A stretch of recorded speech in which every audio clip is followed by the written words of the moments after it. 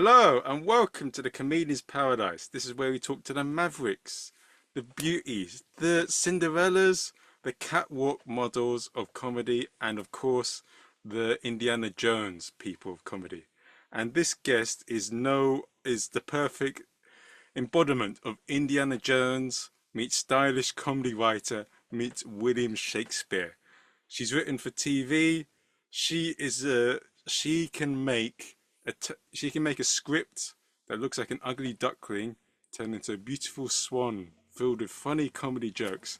She is amazing. She is wondrous. She has a mind that transfixes the comedy world. Please welcome Tasha Dhanraj. You said that would be the best introduction of my life. That was the best introduction of my life. I will take it. That's great. Thank you. I'll try and live up to it. If you want a quote for the Edinburgh Post, it's there. It's right there. But thank you for coming on the podcast. And for those that don't know about you, tell us a bit about your background and what was the magical moment that made you a comedy writer? So my background. Originally I have a stand-up background from. So I did stand up as a teenager when I was about. I started when I was 14, gigging in Brighton. So a lot of my contemporaries were people like Ramesh Ranganathan and Angela Barnes and Sean Walsh and Sean McLaughlin. So like I was gigging with some very cool people as a teenager. And then I kind of like left stand up behind, went to university, and was like, I'm gonna do a normal degree, and I'm gonna talk to normal people, because by that point I'd spent 5 years doing stand up, and they were my 5 formative years. So my understanding of socialization was very incorrect for the for the general public. And so I went off to uni, and while I was there, I tried out a few different things. Like I tried out journalism, and I tried out marketing, and I tried out like anything else but comedy. And I realized that all I wanted to do was be a comedy writer, and I didn't want to perform anymore, but I did want to carry on writing funny things. I left uni in 2015 and basically just worked very hard, doing a lot of part-time jobs and being financially supported by my husband, who was my boyfriend at the time, to become a comedy writer. And I think the magical moment was probably I had a sketch that I co-wrote with Hannah George, called "Where Are You From the Game," and that was a BBC quickie, and that had 21 million views and won the Writers Guild of Great Britain award. And that was probably that was like a real turning point in my career, having that happen. Okay. Tasha, there are so many things that I want to open up with like, you started comedy at 14. I did interview a comedian who started when he was 14, and he was like from Harlem, from New York. And when he started out, right, he was very simple. It's all respect if you don't give disrespect. And he was like, if you're not funny, you're not going to tell me about comedy. How are you, like, being 14 years old, going into these dodgy pubs? I'm scared of some of these pubs that I go into now, and I'm in my 30s doing comedy. And like the last place looked like a haunted mansion, no, not mansion, haunted house. So like, how did you manage to do it at 14? And yeah, what made you realize, right, I want to write the jokes rather than be on stage? Well, I'd say at 14, I think one of the biggest things is I didn't know enough to know to be scared.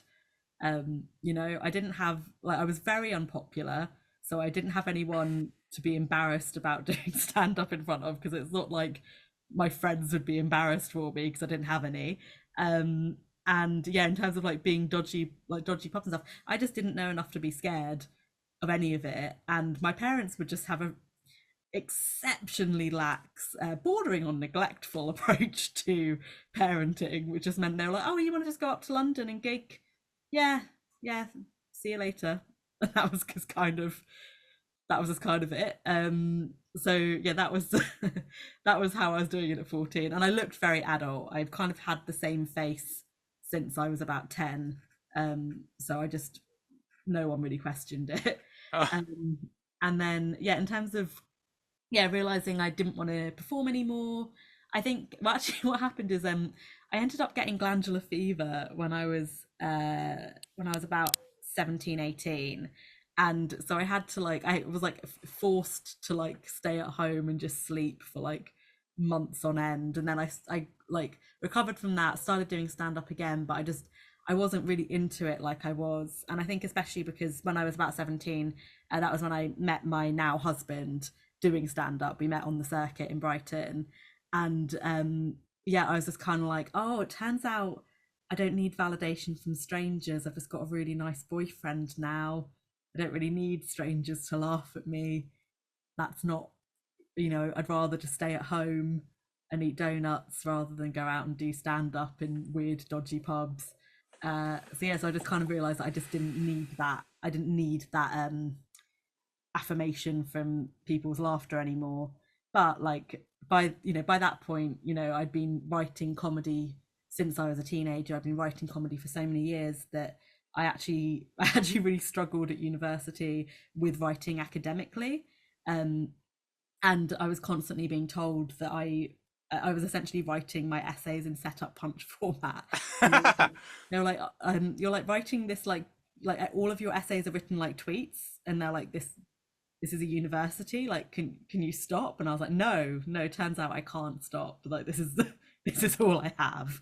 So yeah, and to be honest, like I really enjoy jokes, and I really love just I love jokes so much. I love being funny and thinking of funny things and being part of comedy. And I don't mean live comedy, I just mean part of the world of making people laugh. I just really, really love it. And so yeah, I think it was kind of inevitable that I would be involved in it in one way or another, even if it wasn't live stand up anymore. Hmm. What you mentioned, that is a beautiful story about how you met your husband on the comedy circuit. That's great, man. Like that's. Can I ask how that happened? Like, or Oh, surely. and like yeah, we just were you know how it is when you're like actually we met specifically on the Jill Edwards comedy course in Brighton. That was specifically how we met. And we were friends, gigging together and all that stuff for about 6 months to a year. And then we just started dating, and here we are. We've got our 14 year anniversary next month. And we've been married for 2 years? No, Ah, 3. What year did we get married? I can't remember. But anyway, we've been married for a bit. oh, that's awesome, man. That's a nice, beautiful story. Like it's not, it's just like something falling into place rather than anything. Yeah, it's not very dramatic. It's not a very dramatic romance. I mean, if it was, you'd have more, you have a lot to write about. Yeah, I'd have more material, but unfortunately, we just met and liked each other, and then that was it. No, that's awesome. And the what is it about sort of writing that makes you so like comedy writing that's made you fall in love with it? What is it? um, Probably like one of my well my the thing I want to do, the thing that I always say is that I really want to write the stuff that when you've had a really, really, really rubbish day, you come home and you're like, oh, I can watch this, thank goodness. And I've coined the phrase slipper comedy, because it's that like comedy that feels like you're putting on slippers. And I just I love that feeling of, yeah, like getting so much comfort out of humor, and that's something that I really, really want to do for others.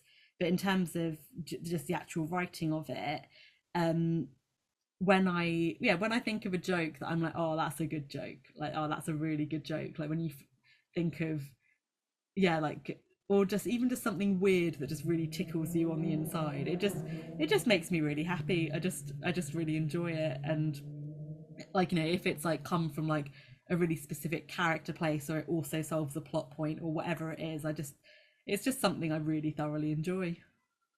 Is it a bit like a so when you get given a script, do you see it as a bit like a maths problem? You know, you get a lot of in school. I know there's a few people that are really good at maths, and one of the guys was super good, and I asked him, "What makes you love maths?" Because I hate it, and I'm Asian. I'm not finished a stereotype, and he said, "It's like, what's the problem?" And he enjoys solving the problem. Is that what you feel when you're writing? I feel like sometimes that's it. And like, yes, sometimes there's like a specific story problem, or sometimes coming up with the joke does feel like, yeah, like you're piecing together a puzzle. But more than anything, I just like this is a bit telling on myself, but if I write a joke and then I like close my laptop, I leave, and then I come back 2 days later and I read it and I make myself laugh with my own joke, like that that just brings me so much joy. I think what I like being silly. I like just being a bit silly and just not taking something seriously and just letting this, what would otherwise be a dramatic moment just become a stupid moment. And yes, I don't even think it's necessarily a puzzle, it's more just indulging stupidity is something I enjoy. Okay. Okay, okay. And when you get given a script, are you quite picky about what you get, or you're willing to see what happens? I mean, like it varies from project to project. Because like for example, like on Breeders, my whole job was I was given fully written, brilliant scripts, and my task was to make them even better, which is obviously like quite a big job when you're getting scripts that are already fantastic from people like Simon Blackwell or like Gabby Best or whoever. Yeah, the idea of like making that better is quite quite baffling. But generally speaking, like when it comes to the work I do, like I write a lot for kids, and I've definitely become pickier over the years about what kids projects I'll take on, um because yeah, like I want there to feel like there's scope to be stupid, and my kind of stupid, like. And so yeah, like there's like I quite often get asked if I want to do like more of a drama skewing show or something like that, and um I've kind of learned that that's not quite for me. Or equally, if it's a show where um it's got like quite rigid assets, like a lot of like kids animation have like really set assets and not that much scope to do something really wild with it, that's not always something I'm after, unless it's also got a lot, unless it's a very gag heavy show. So yeah, like it kind of varies, but yeah, I think for me, the thing I always say to people is like, as long as you want it to be funny, then I will be then I will be very happy to be involved. If funny isn't the most important thing, then I might not be the ideal candidate. And what's your like process for developing like bits and making things funny? What's do you have a coffee? Do you meditate? Do you sing Kumbaya? What what's your or do you sing Elvis Presley? What is your sort of routine in order to get the best out yourself, comedy writing? um you know what, like I mean, I do have quite a strict routine, but I know a lot of writers who don't. But my routine like will change, depending on what's going on. But like for years and years, my routine was that I watched Frasier in the morning, and I'd get up in time to watch Frasier, watch 3 episodes of Frasier on Channel 4, and then start writing. And but like, to be honest, like my routine, like if like today, for example, today I had a meeting about one show. I've been going back and forth with my producer on a pitch deck for another, for like one of my own shows, and I've been writing out an outline for a different show. So like I've been really hopping between projects today, and that's not every day. But if I have like a big script that I need to write, then my main thing is I've started listening to a lot of video game music. So I just have like a whole set of video game music, and if I'm really, really like snowed under, then my husband will just bring me cups of tea until it's all finished, basically. No, that's quite a funny image. I'm very, very lucky just to have a tea boy. And it must be a lot of fun in working for all these different projects because they must test you in different ways. Because I know you worked in the BBC, you worked in CBBC, you've worked in all sorts. Am I right? I looked on it. You say you worked in horrible stories, right? Oh, horrible histories, yeah, The yeah. horrible histories. How do you adjust to all these different scenarios? Because you obviously got like a standard way of working, but what's your process of adjusting to different things? And dare I say, what's a situation where you weren't able to adjust as you want? But oh, if you don't want to say that, no problema. Yeah, sure. I mean, I might not name a show, but yeah, I feel like it is interesting because I definitely have preferred styles. So, when I was at BBC as the staff writer, I had to do like topical all the time, all the time, all the time. And I felt that, I really loved working on the Now Show, and I felt like my style and my sense of humor and my sensibilities worked really, really well for Steve and Hugh on the Now Show. But like, there were other Radio 4 shows where like my sensibility didn't quite work as well with the host. And sometimes that's just fine, because like I watch a lot of comedy, I watch a lot of sitcoms on TV that people love that isn't really for me, or that someone else I really love doesn't like it, and I'm like, how can you not like that? That's the funniest thing on TV. So people having different preferences, I'm always just going to be like, yeah, that's fine, I understand that. And then when it comes to, like working on like horrible histories versus like the Emily Atack Show, for example, which is like an adult sketch show that I've written on, you just got to keep in mind the audience, and they are completely completely different audiences. But I do believe that at the end of the day, a joke is a joke, and if a joke is funny, if it's for like if it's going to be for 40-year-olds, then maybe you put a swear word in there. If it's for 9-year-olds, don't put a swear word in there. Like, but at the base of it, a joke is still a joke, is what I believe.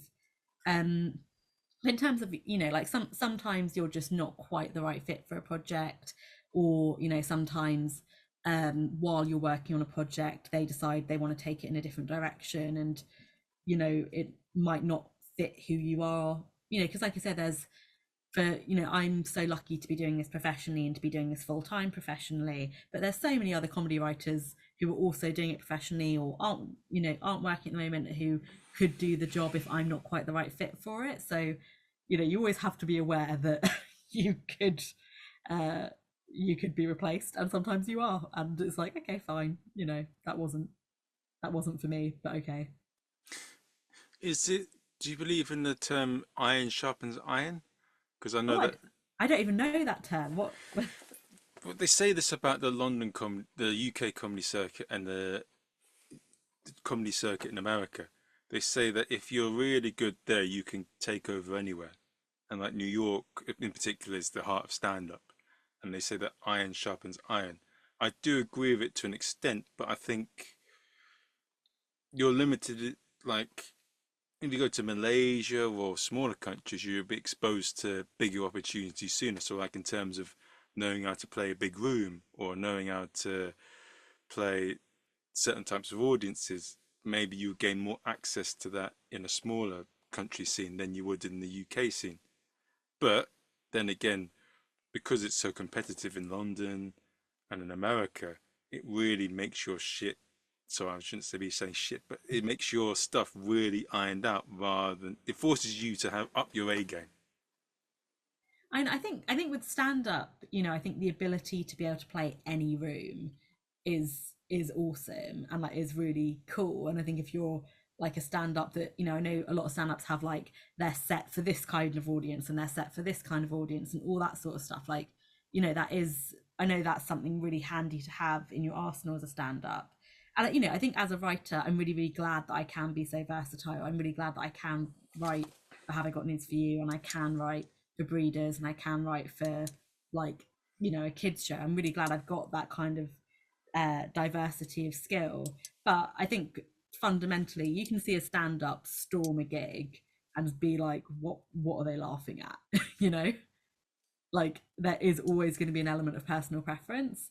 And for me, the personal preference I have to hit is, who is the producer, is the head writer, is the creator, is the commissioner. There's like all sorts of different people where, like, if for Mm. whatever reason it's just not gelling, then it's not gelling. But the thing with stand up, you get to see quickly if the joke works and you practice in all the different rooms and see it quicker. I'm guessing in your case, because you got lots of producers and different people watching it, but you only know if it's going to be successful when it's out in the wild. Yeah, definitely to an extent, definitely to an extent. But I do think, I really love receiving notes, and I think Oh, as a writer, you're just constantly getting notes on all sorts of things. And I think, for me, like listening to those notes, that's how I developed my skill, because I had the joke writing ability from stand up, from like years and years of stand up, but it took, to be able to write scripts that are really good, that have like character journeys and structure and all those things, that I had to properly learn and I had to learn it through being a bit rubbish at it, and I had to learn it through getting feedback and all those things. So but also, I think I was saying recently is, I'm 31 now, so I've been, working in the comedy industry or writing comedy for over half my life, and I do think it's a skill that for me has like developed over time, um, and I'm really glad that I've had so many years to be able to get better as well. I don't know if that answered your question. Sorry. It didn't, but it was interesting hearing your journey on it, and you gave something that, yeah, there was insights there. One of the things you mentioned also about being involved in comedy for years, I heard from Joanna Lau, who's also Oh, right. Oh, do you know Joanna? I know Joanne. Lovely woman. I absolutely love her. Kind She's lady. incredible. She's absolutely incredible. And she told me a bit about, what did she say? She says that sometimes with these script writing and comedy writing things, it gets directed to comedians, stand-up Mm. comedians, who, even though, writing a joke is difficult and there is a lot of skill involved, that skill is slightly different to being a comedy writer. And she finds it a bit, I know, it's a bit like, shouldn't this be going to comedy writers rather than stand-ups, because stand isn't, they are slightly different, aren't they? The way you write for a stand-up set and for a comedy writing thing. Yeah, no, I really, really agree with Joanne there. I think one of the biggest issues I encounter is that stand-up comedians quite often, well, to be a great stand-up comedian, you have to know your own voice or the voice of your stage persona, and you have to have that nailed frigging down. And that needs to be really, really, really strong and really, really good. And what that sometimes means is that when they have to write not for themselves, not for their own personality, that can like it's quite often challenging for them. And that's not to be like all of them or anything. There's some absolutely fantastic stand-up comedians who I write with regularly or who I know, um like just off the top of my head, like Tien and Dweeb, I've been writing on a bunch of shows that he's writing on too, and he's a fantastic writer. And so I'm not trying to be like blanket about anyone, but yeah, I definitely think it's a different skill. And I think that when it comes to, like being hired, when you're just a gun for hire on someone else's show, I think um sometimes comedians aren't given the space to like learn how to do the script writing bit, because yeah, it's a very different kettle of fish. Yeah. So they should earn their ropes first before they jump into that sort of thing. I think Even just though yeah. spend some time writing scripts before you get into the room, but TV producers don't always think that way. And is that because they're not? Oh God, I've heard a lot of this. This is a bit where maybe you could tell me to shut up or be careful about what I say here. But you may not like me for saying this, but I watched this YouTube film reviewer called The Critical Drinker from Scotland. With me in it. No, not you, Oh, not you. oh. No, no, no. But he's very he mentioned something about TV producers and that with films, and he's saying that sometimes what's going on with films is,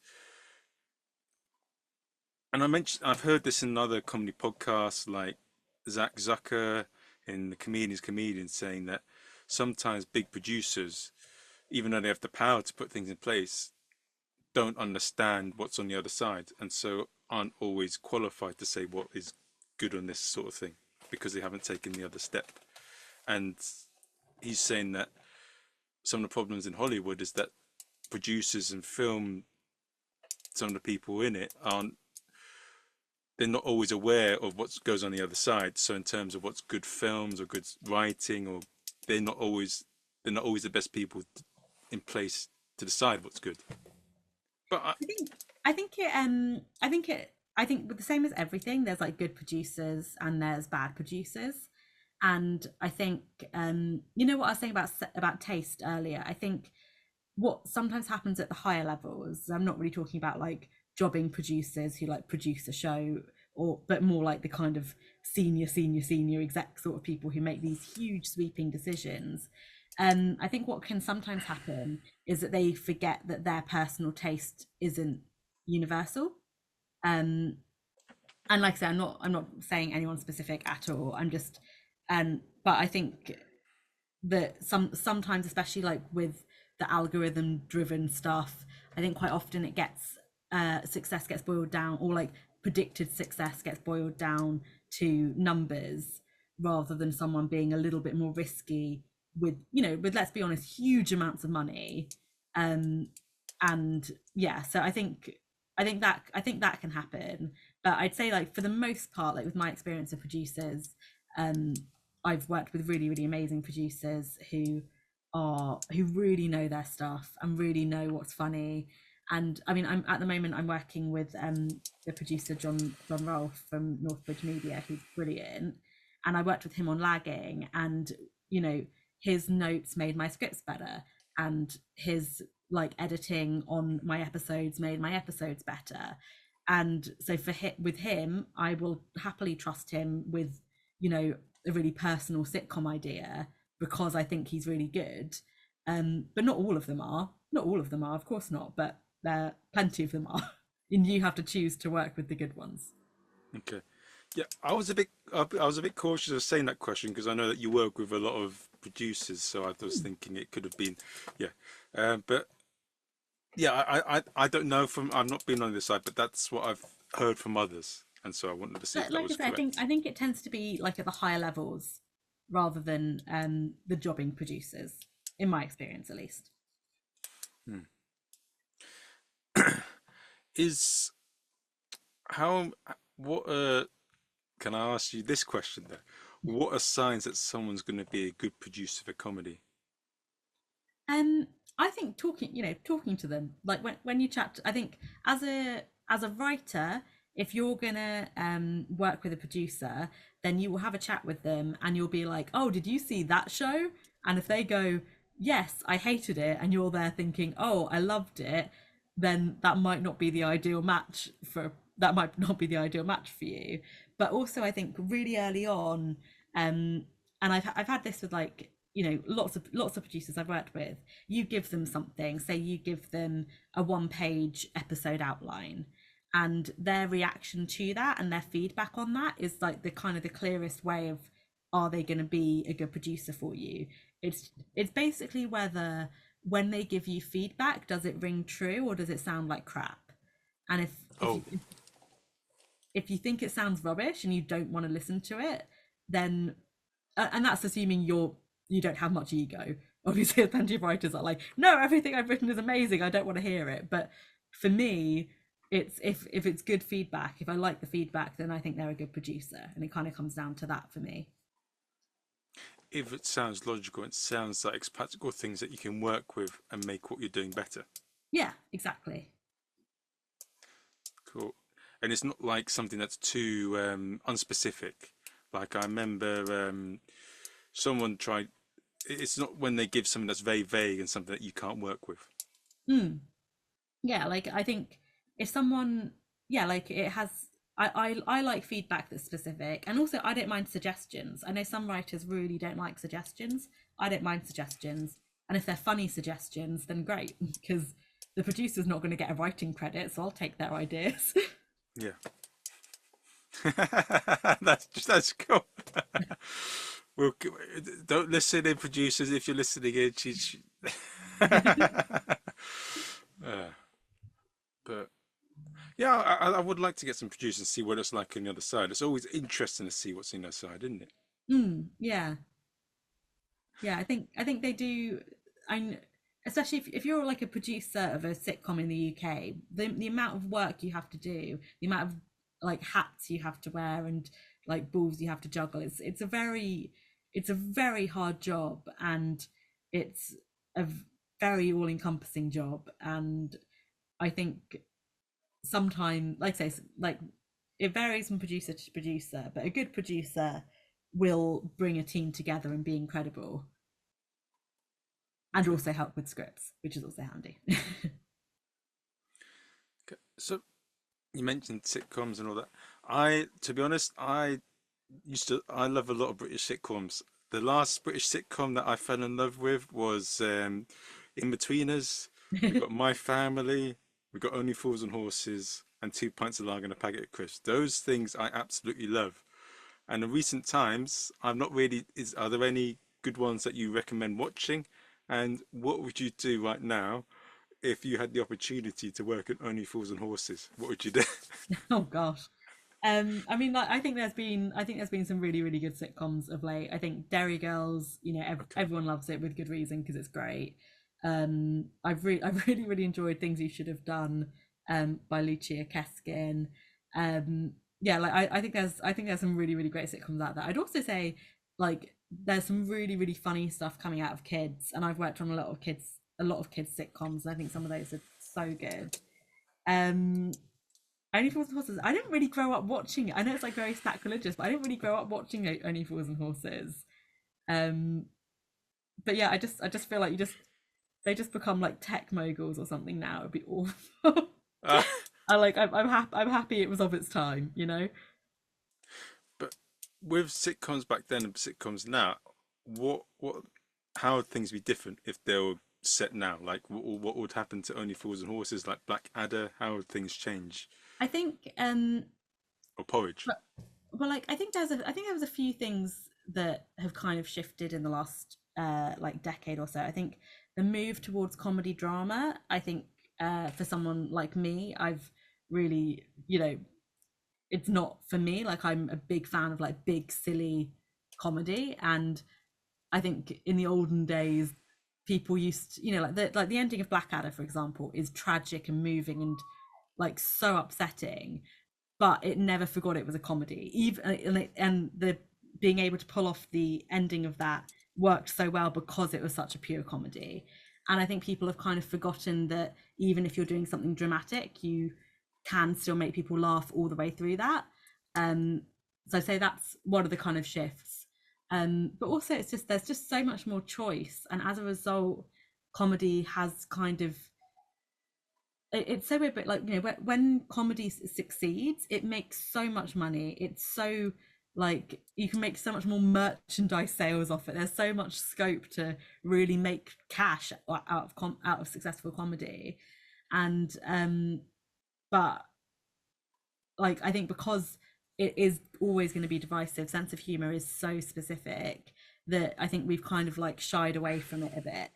um but yeah, I think if those kind of sitcoms were around, and also like no one wants like studio laughter either. People just hate studio laughter, and I think studio laughter has a really effective role in making you feel like you're part of a big community when you're at home.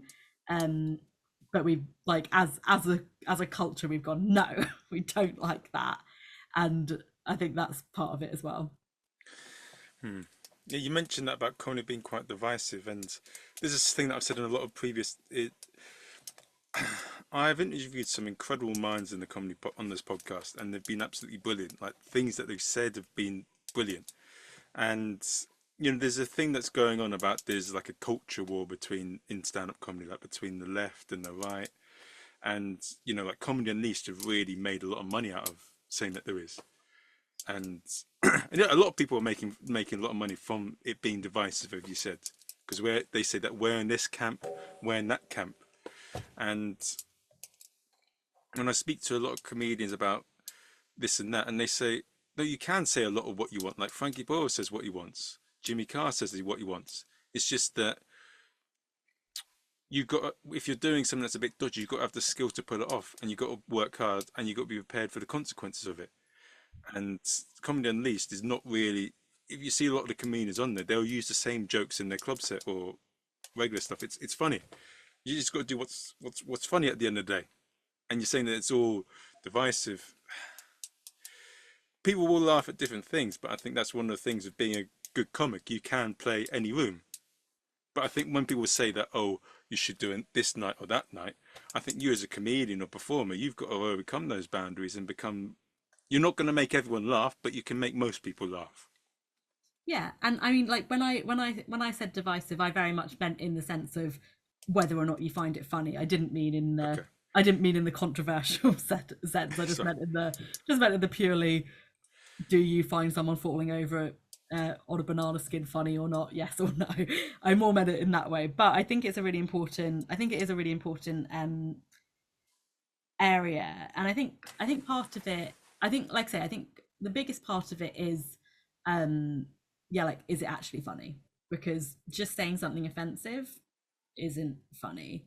And if your humor genuinely is based on making other people feel small, or if your humor genuinely, like, if you find nothing funnier than like hurting minorities, or like, intentionally antagonizing and upsetting minorities, then, like, I mean, okay for you, but like, i'm not interested I'm not interested in those people. I'm not interested in that. If your goal is to make some really interesting, insightful points that, you know have something to say, and are actually funny, then yeah, like, I guess for me, it's like, I feel like a lot of the kind of discussion around this is people actively choosing to say something offensive, and actively choosing to offend people, and like you say, not having a joke to back it up. And I think, you've always got to have a responsibility. If you're up on a stage and you're wanting to say jokes, then you've got a responsibility to what you want to say and how you want to make people laugh, and it comes down to what's the world you want to build. And we're all part of that. We're all part of building our culture constantly. And I think, like, uh Jim Jeffries, for example, who I will just say is my brother-in-law, but he talks about how, the culture line moves, and you've got to choose to stay. You've got to choose which side of cult. I'm probably completely butchering what he said, but basically, it's like, you can't judge people for saying things that back then would have been acceptable but now aren't. And I agree with that. Like, culture moves, what's acceptable moves, and all that stuff. But if you know where the line is, and you are intentionally choosing to be on the other side of the cultural line, are you doing it because you're actually making an insightful, interesting point, or are you doing it to intentionally be an asshole? And if you're doing it to intentionally be an asshole, why? Just why? And if you're doing it because, oh, I can make money that way, oh, how sad. How pathetically sad. There is a So lot yeah, of that in that's how I comedy. feel. There is a few that have made a living out of doing that. But Yeah, twats. whoa! uh, that, but on the other side, you do it. Yeah, sometimes you need that tension, and you build up, and you break it with a really good joke, and you Yeah. can play with that. But yeah, you better be good, and you better do it the right way. Yeah, and like I say, it's just like, for me, it comes down to, are you intentionally upsetting people? And like, just why would you want to make a living? Like, do you want to make a living saying really interesting points that, like, push the boundary or whatever? Fine, but, or are you saying jokes to intentionally upset people? Just, we don't Yeah, need it. it is what it is. What was it like for you at being 14, and you hear some of the dodgy stuff you had to face? But no, but this is the thing though. It's like, I used to really like, when I was like 14, I loved Frankie Boyle. And I think Frankie Boyle is a perfect example, because Frankie Boyle has, one, absolutely moved with the times, and two, Frankie Boyle said a hell of a lot of really, really offensive things, but Frankie Boyle always had a point to say underneath that. Always had a point to say, and he was always making some kind of comment. He was always being funny, always being really, really funny. The point was never to be intentionally offensive. The point was always to make a point. And on top of that, he has, like, the style of his comedy and what he's willing to say and what he isn't has developed with the times, and he's kept with the line as it moved. Hmm. So yeah, like, like I said, as a teenager, I was well up for a lot of it, and I think the reason I'm not up for some of it now is because the line has moved. And yeah, some of it, I think my sensibility is different in light of the last 16 years have been really, really tough for a lot of people. It's been a bad time to be alive for a lot of reasons, and I feel like a lot of the world has shifted to a kinder style of comedy in reaction to how terrible the world has been for quite a long time. And I'd rather be on that side. Um, what? Who is the most interesting person you've met in comedy, and what is the moment in your comedy writing career that has taught you the most recently? Recently, my most interesting person is kind of difficult, but I'd say in terms of like, there's a writer called Brona C. Titley who just whenever I get the opportunity to be in a room with her, she's just absolutely bonkers and so much fun, and just such a great woman. And so I'd say she's my most interesting person just to work with, because I feel like she's so funny. She sees the world so differently from me, but also makes me laugh so much. So that's she's probably the most unique character, and she is like bonkers in all the best ways. And what was the other part of the question? Yeah, what's the thing that's recently taught you the most? Oh gosh. Um, recently taught me the most. Uh, you know what, it's been really interesting. My friend Hayley Sterling has recently she produced a show on Sky called Mr. Big Stuff, and I think it's been really interesting to see how hard she's worked, and to like kind of really through her get the behind the scenes on just how much work gets put into making a hit sitcom. And so yeah, I think following her journey via WhatsApp messages has helped me a lot, help me learn what having my own show would look like, which I hopefully will have one day. Oh, okay. Awesome. And for any would-be comedy writers out there, what advice would you have for them? Um, I think the biggest advice I have for anyone is just to make friends who are doing the thing you want to do. And it's not the same, like, people often say, oh, it's like, it's who you know, it's not what you know, sort of thing. It's like, and it is who you know, but you have the opportunity to meet people and be nice to them and become friends with them. And those sort of authentic relationships are the backbone of anyone's comedy career. And I feel like that's something people kind of miss with the networking thing, is they think that networking means being fake and just becoming like, just getting someone into your network and having their business card. And it doesn't mean that. It means actually like being friends and having authentic relationships with those people. And those people will be the biggest support for you as you go through quite a difficult and challenging and up and down career. So yeah, that's what I would say. Okay. Well, you've heard it there. And how do people find out about you, Tasha? Do they find out about you Instagram, YouTube, TikTok? How do they find out Yeah, about you? Instagram's probably, I'm quite easy to find on Instagram, but it's mostly pictures of food, because that's what I spend all my money on, is food. So yeah, Instagram, or yeah, you can have a look on my website, which is just tashadhanraj.com. Okay, cool. Well, guys, I hope you've enjoyed the episode. You know where to go. This episode is going to be going out the end of this week. Um, got a couple episodes lined in the pipeline, but I don't want to say who these mysterious guests are because it may. Or am I jinxing it already by mentioning it? But we've got a few scheduled in that you're going to love, and I'll see you guys soon. Cool, where's the